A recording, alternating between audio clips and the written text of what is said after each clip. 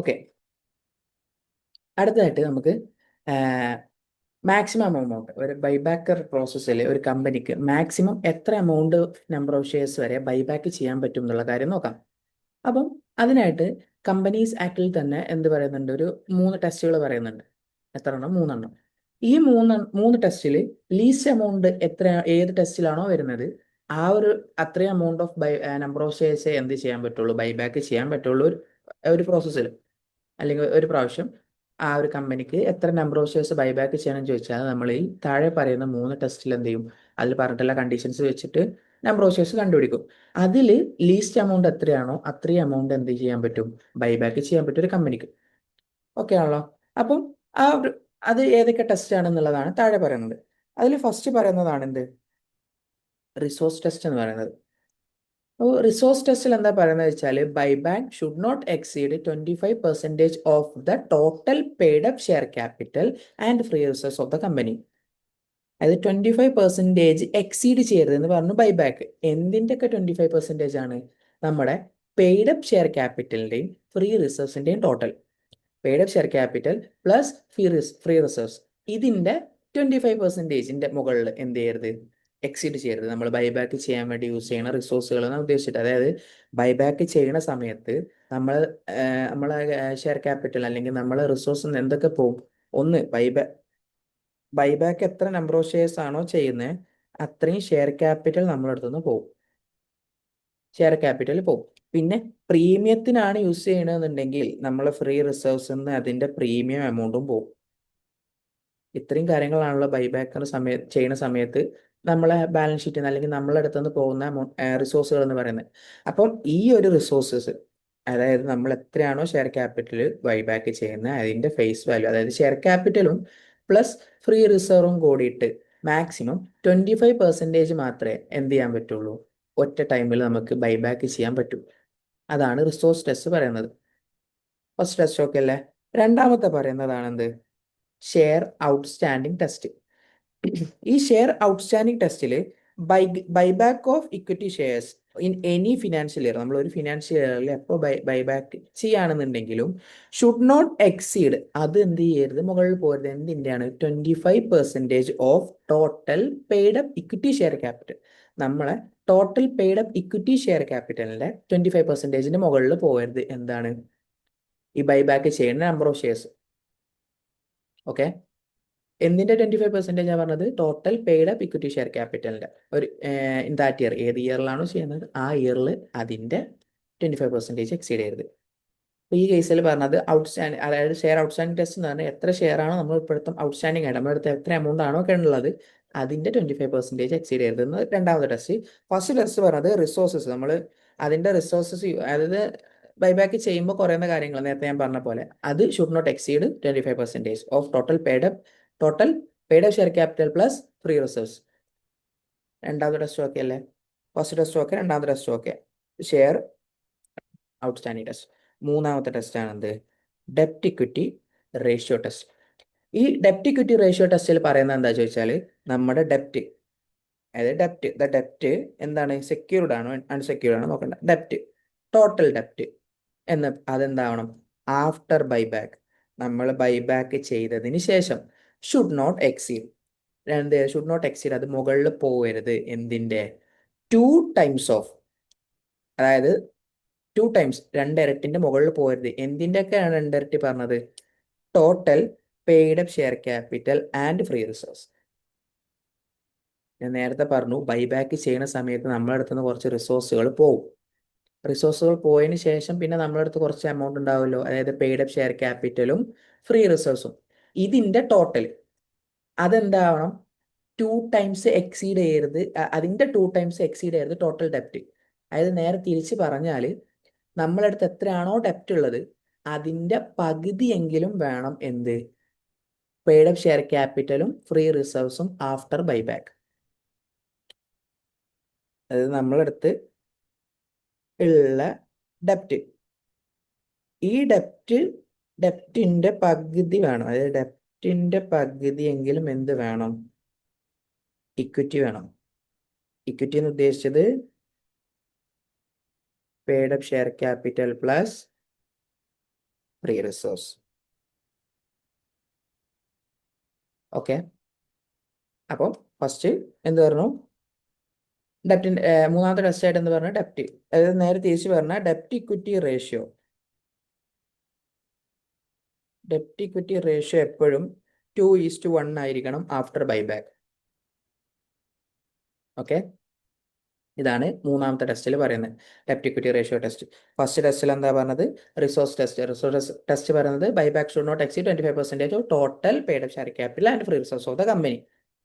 നമ്മൾ total paid share ക്യാപിറ്റലിന്റെ free റിസോഴ്സിന്റെ ടോട്ടലിന്റെ 25% എക്സീഡ് ചെയ്യരുത്. രണ്ടാമത് പറഞ്ഞത് share outstanding test. Share outstanding ടെസ്റ്റിൽ എന്താ പറഞ്ഞത്? Buyback of equity shares in any financial year. ഒരു ഫിനാൻഷ്യൽ ഇയറിൽ എന്ത് ചെയ്യരുത്? Should not exceed 25% of paid up equity share capital of that year. ആ ഇയറിലുള്ള പെയ്ഡ് അപ്പ് ഷെയർ ക്യാപിറ്റലിന്റെ 25% എക്സീഡ് ചെയ്യരുത്. മൂന്നാമത്തെ പറഞ്ഞ എന്താണ്? ഡെപ്റ്റ് ഇക്വിറ്റി റേഷ്യോ ആഫ്റ്റർ ബൈബാക്ക്. ഇങ്ങനെ പഠിച്ചാൽ മതി. ആഫ്റ്റർ ബൈബാക്ക് ഡെപ്റ്റ് ഇക്വിറ്റി റേഷ്യോ എപ്പോഴും 2:1 ആയിരിക്കണം. ഡെപ്റ്റിന്റെ പകുതിയെങ്കിലും ഇക്വിറ്റി വേണം, അല്ലെങ്കിൽ ഇക്വിറ്റി ഉള്ളതിന്റെ 2 ടൈംസിന് എക്സീഡ് ചെയ്യരുത് ഡെപ്റ്റ്.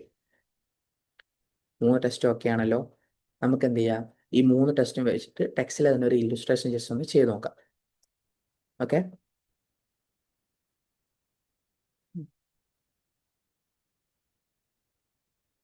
അപ്പോൾ ഈ ഒരു ക്വസ്റ്റ്യൻ നമുക്ക് എന്ത് ചെയ്യാം? ചെയ്തു നോക്കാം. Perrotte Limited, a non-listed company, has the following capital structure on 31st March 2021. എന്നിട്ട് എന്തൊക്കെയാ ക്യാപിറ്റൽ സ്ട്രക്ചേഴ്സ് എന്തൊക്കെ പറഞ്ഞിട്ടുള്ളത്? ഇക്വിറ്റി ഷെയർ ക്യാപിറ്റൽ ഉണ്ട്, എത്രയാണ്? 330 crores. റിസർവ്സ് പറഞ്ഞിട്ട് ജനറൽ റിസർവ് ഉണ്ട്, സെക്യൂരിറ്റീസ് പ്രീമിയം ഉണ്ട്, profit and loss account, infrastructure development reserve 180. Total reserves എന്ന് പറഞ്ഞിട്ട് ഒരു 600 ഉണ്ട്. ലോൺ ഫണ്ട് ഉള്ളത് എത്രയാണ്? 1800 ഉണ്ട്.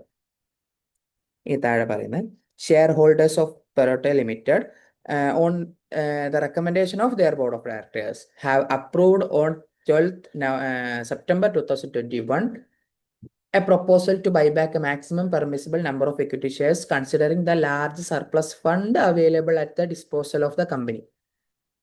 എന്ത് ചെയ്തു എന്ന് പറഞ്ഞാൽ അവിടെ പറയുന്നതാണ്, ബൈബാക്ക് ചെയ്യാൻ വേണ്ടിയിട്ട് ഷെയർ ഹോൾഡേഴ്സ് റെക്കമെൻഡ് ചെയ്തു, ബോർഡ് ഓഫ് ഡയറക്ടേഴ്സ് അപ്രൂവ് ചെയ്തു. എത്ര എമൗണ്ട് പറഞ്ഞിട്ടുള്ളത്? Maximum പെർമിസബിൾ number of equity shares. എത്രയാണോ മാക്സിമം ചെയ്യാൻ പറ്റുക അത്ര എമൗണ്ട് എന്നാണ് പറയുന്നത്. അതിൽ നമ്പർ നമുക്ക് എന്ത് ചെയ്തിട്ടില്ല? ഡയറക്റ്റ്ലി തന്നിട്ടില്ല. ഇനി prevailing market value of the company 25 per share, and in order to induce the existing shareholders to offer their share for buyback, it was decided to offer a price of 20% over the market. ഇപ്പോഴത്തെ market value എന്ന് പറയുന്നത് 25 per share ആണ്. എന്നിട്ട് കസ്റ്റമേഴ്സിനെ induce ചെയ്യാൻ വേണ്ടിയിട്ട്, അല്ലെങ്കിൽ കസ്റ്റമേഴ്സിനെ ബൈബാക്ക് ചെയ്യിക്കാൻ വേണ്ടിയിട്ട് കമ്പനി എന്ത് ചെയ്തു? Decided to offer a price of 20% over market. 20% market പ്രൈസിനേക്കാൾ 20% ഓവർ എന്ന് പറഞ്ഞിട്ടുള്ളത്. അപ്പം എത്രയാണ് ഷെയർ ബൈബാക്ക് എമൗണ്ട് വരിക? 25% ആണ് എന്ത്? Normal market price plus market പ്രൈസിന്റെ തന്നെ 20% കൂട്ടിയിട്ട്, അതായത് ഈ ഒരു എമൗണ്ട് പറയുന്നത് 5 വരും. കൂട്ടിക്കഴിഞ്ഞാൽ ഡിവൈഡ് ബൈ 5 അല്ലേ? കൂട്ടിക്കഴിഞ്ഞാൽ നമുക്ക് എന്ത് കിട്ടും? 30. അതായത് 25%, 25ന്റെ 20% എന്ന് പറഞ്ഞാൽ 5. കൂട്ടിക്കഴിഞ്ഞാൽ 30. ഓക്കെ, അപ്പൊ 30 റുപ്പീസിനാണ് എന്ത് ചെയ്യുന്നത്? ബൈബാക്ക് ചെയ്യുന്നത്. ബൈബാക്ക് പ്രൈസ് 30 ആണ്.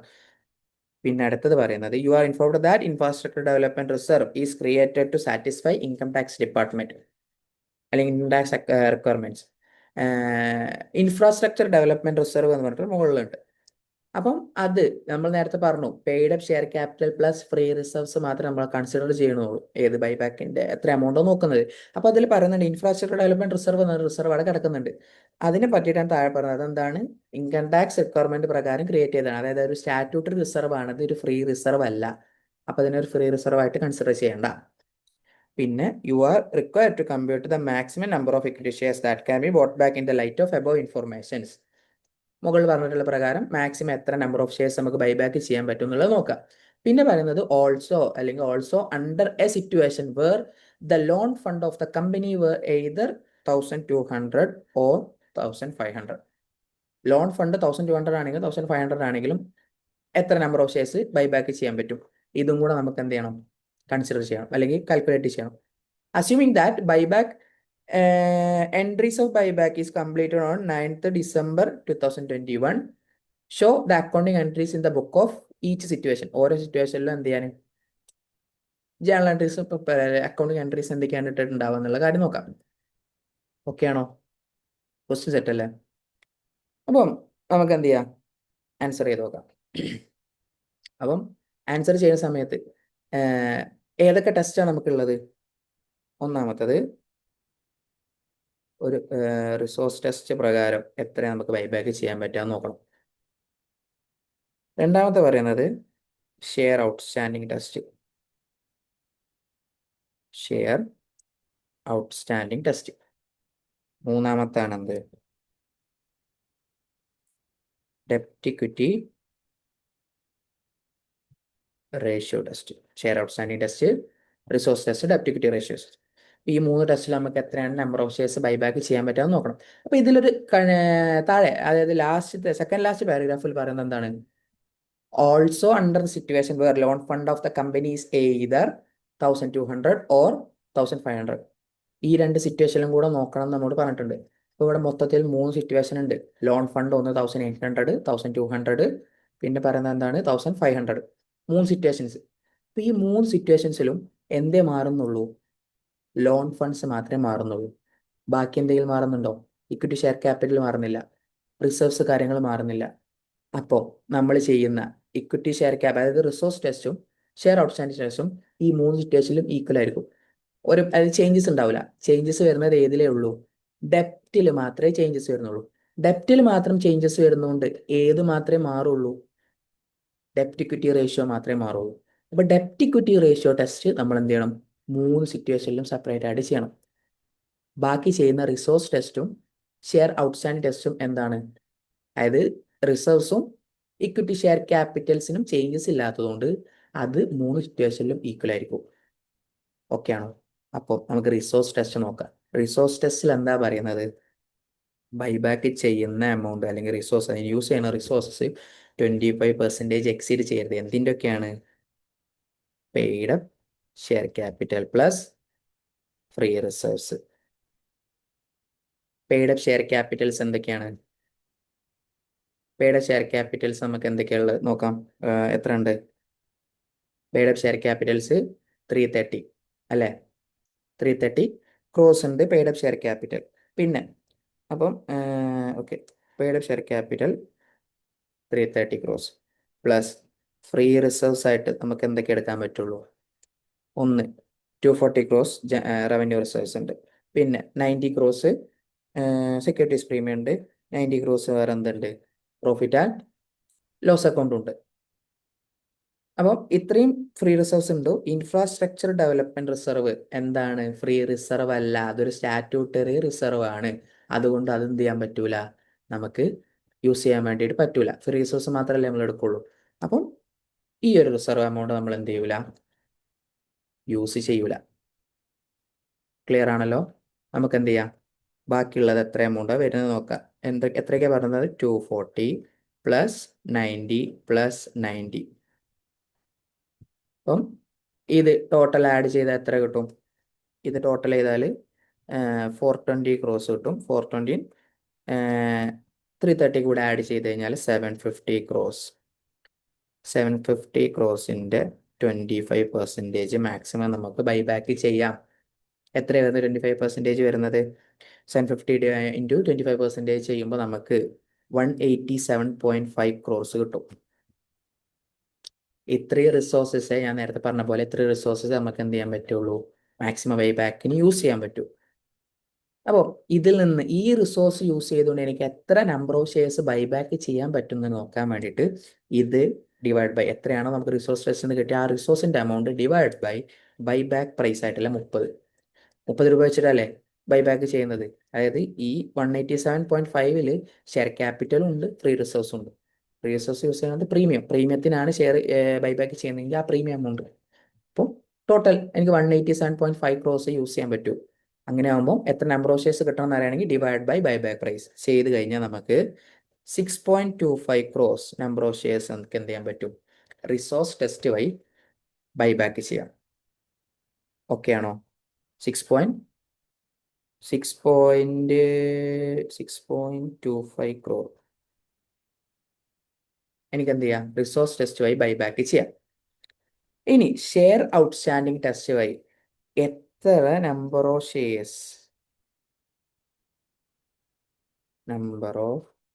ഷെയർസ് ഔട്ട്സ്റ്റാൻഡിങ് ഉണ്ട് ഇവിടെ.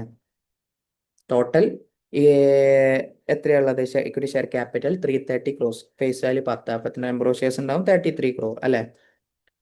33 crore. ഇതിൽ നമ്പർ ഷെയർ ഔട്ട്സ്റ്റാൻഡിങ് ടെസ്റ്റ് വഴി നമുക്ക് എത്രയേ പറ്റുള്ളൂ?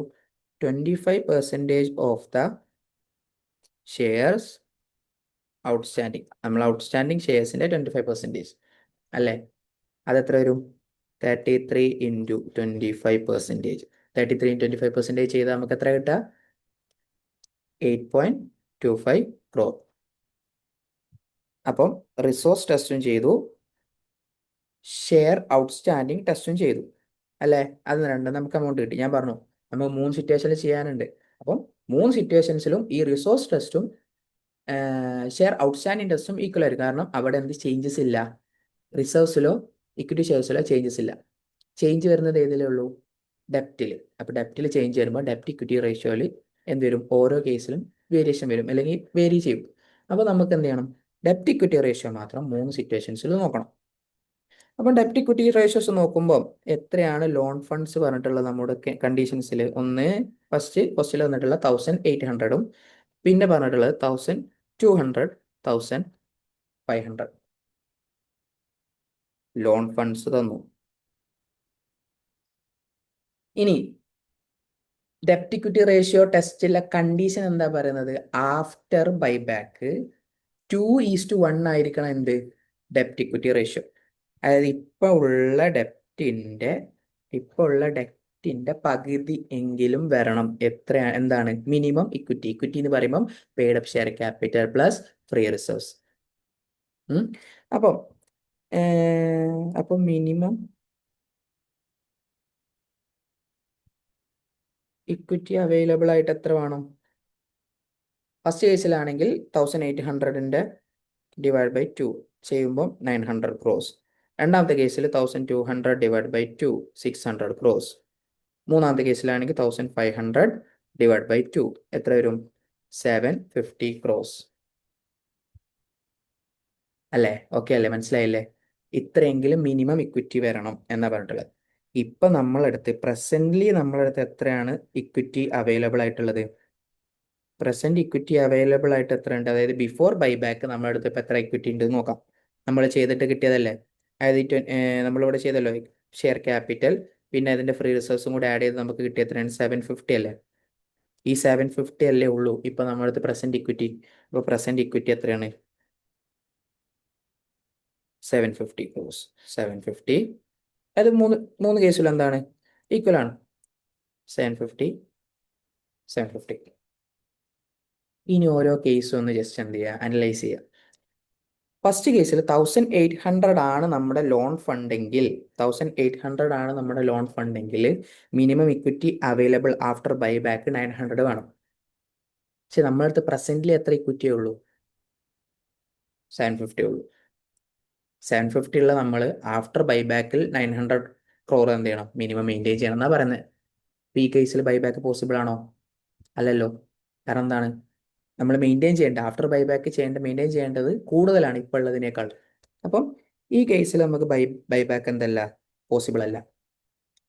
രണ്ടാമത്തെ കേസിൽ 1200 ആണെങ്കിൽ നമ്മൾ ഡെപ്റ്റ് ഫണ്ട് എന്നുണ്ടെങ്കിൽ ആ സിറ്റുവേഷനിൽ മിനിമം നമ്മൾ മെയിൻറ്റെയിൻ ചെയ്യേണ്ടത് പറയുന്നത് 600 ആണ്.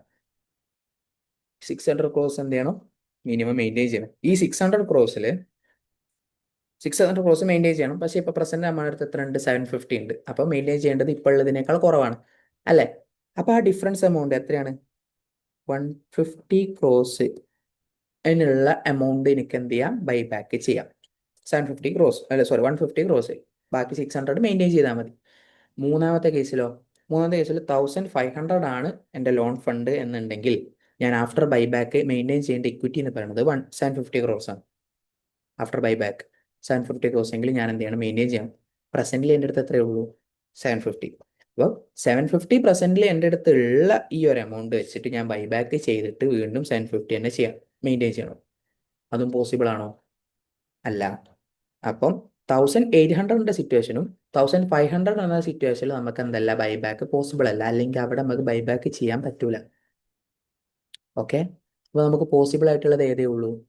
1200 ആണ് നമ്മുടെ ഡെപ്റ്റ് എങ്കിൽ നമുക്ക് എന്ത് ചെയ്യാം? ബൈബാക്ക് ചെയ്യാം.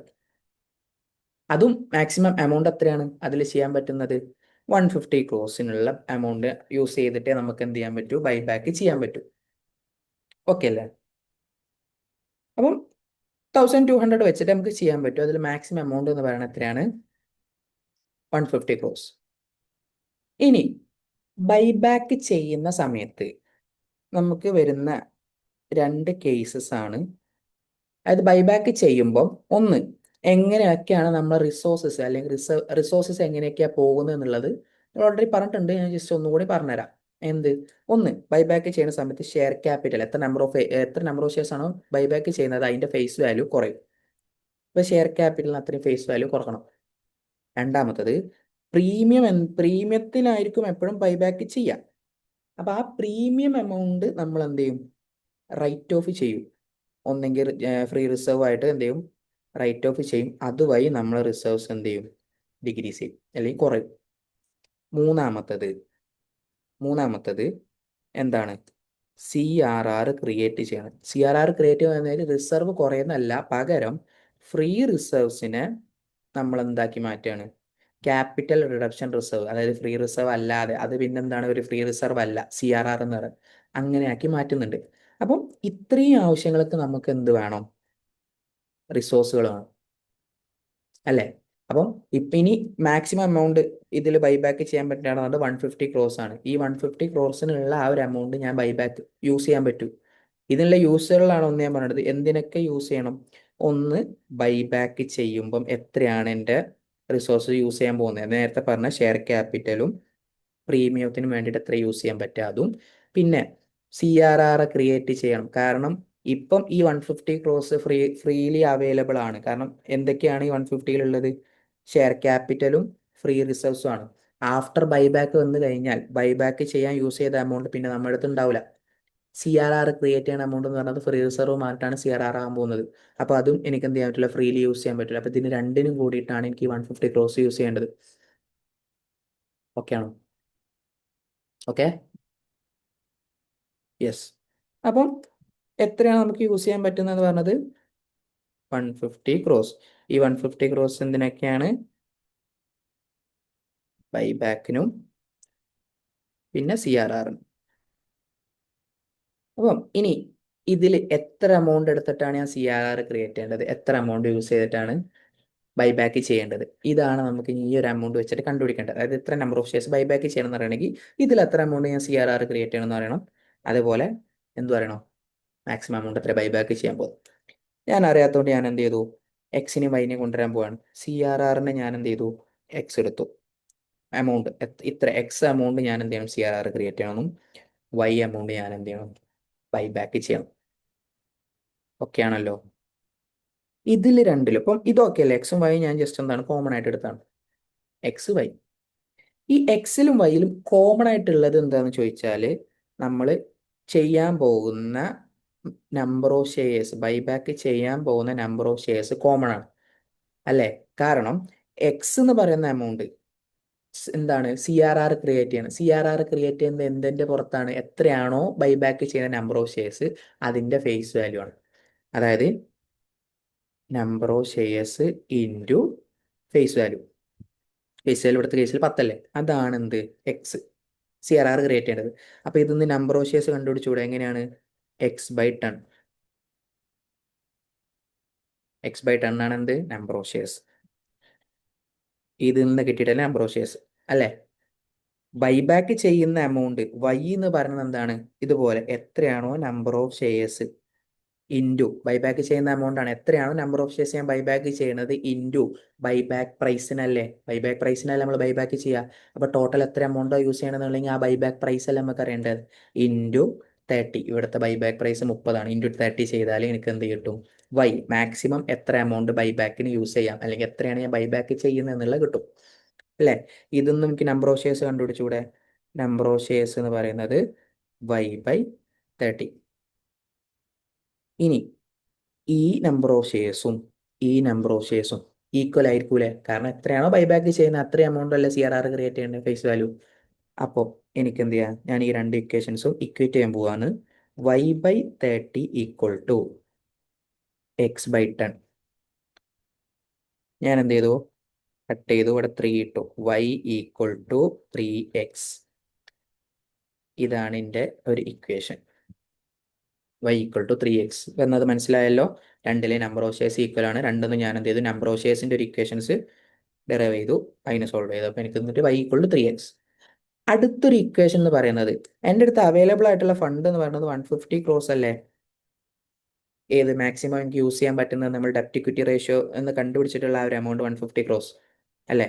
ഈ 150 ക്രോസ് എന്നല്ലേ എനിക്ക് ബൈബാക്ക് ചെയ്യേണ്ടതും, അതായത് ബൈബാക്കിനുള്ള എമൗണ്ട് യൂസ് ചെയ്യേണ്ടതും പ്ലസ് CRR ക്രിയേറ്റ് ചെയ്യാനുള്ള റിസർവും അല്ലേ? ബൈബാക്ക് ചെയ്യുന്ന amount y plus CRR create ചെയ്യുന്ന എമൗണ്ട് x. അപ്പോൾ x+y അല്ലെങ്കിൽ y+x എന്ന് പറയുന്നതാണ് 150 ക്രോസ്. ഇനി ഈ ഒരു ഇക്വേഷനെ ഞാൻ എന്ത് ചെയ്യാൻ പോവാണ്? ഇതിലോട്ട് കൊടുക്കാൻ പോവാണ്. അതായത് വൈക്ക് ഞാൻ എന്ത് ചെയ്യാണ്? y ഈക്വൽ ടു 3x അല്ലേ? y ഈക്വൽ ടു 3x അല്ലേ വരുന്നത്? അപ്പോൾ ആ 3x ഞാൻ yക്ക് പകരം ഇവിടെ സബ്സ്റ്റിറ്റ്യൂട്ട് ചെയ്യാൻ പോവാണ്. 3x പ്ലസ് എക്സ്, ഈ ഒരു എക്സ് വൈക്ക് പകരം ഞാൻ എന്ത് ചെയ്തു? 3x കൊടുത്തു. Is equal to 150 cross.